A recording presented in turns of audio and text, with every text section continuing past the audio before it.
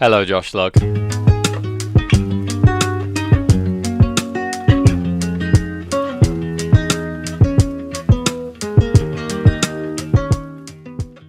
We're going to be making a D latch. And a D latch is, well, that needs some explaining. So here's an RS latch, nice and simple. When you press the reset button, Q gets set to 0. And when you press the S button, Q gets set to 1. Q is the data we're storing here. But real life isn't that simple. Sometimes we don't want to press these buttons, we just want to take an input and store the value of it, which is where our little D comes from. Now, this circuit works like this. When the enable button is on, whatever the value of D is determines the value of Q. And when we flick enable off, Q latches on to the last value of D.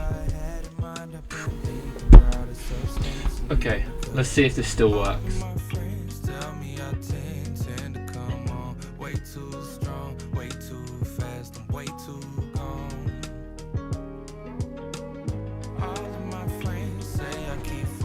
So I built the circuit and it still doesn't work, and I've got no idea why. So now, ladies and gentlemen, please join me as I troubleshoot my first circuit. Firstly, what's getting power?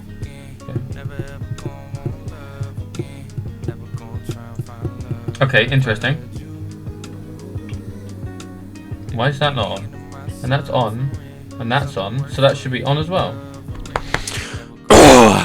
So while the troubleshooting is going on in the background here, let me tell you a little bit more about the circuit that we're designing here.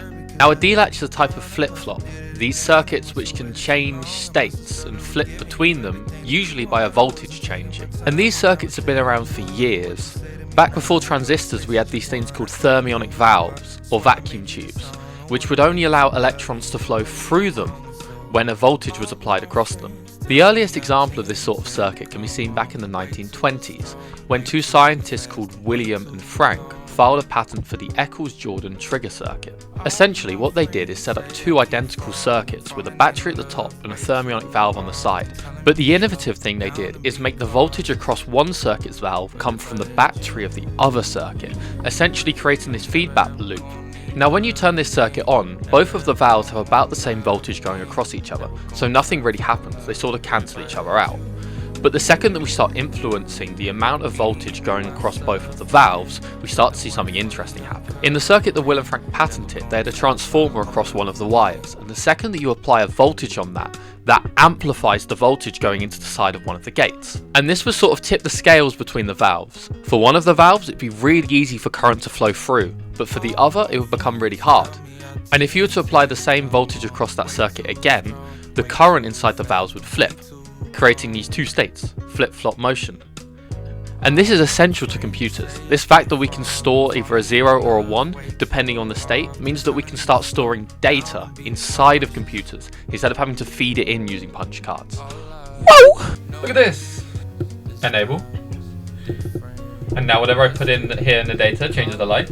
And then when I let go, let's say I let go with the blue light on, it stays on.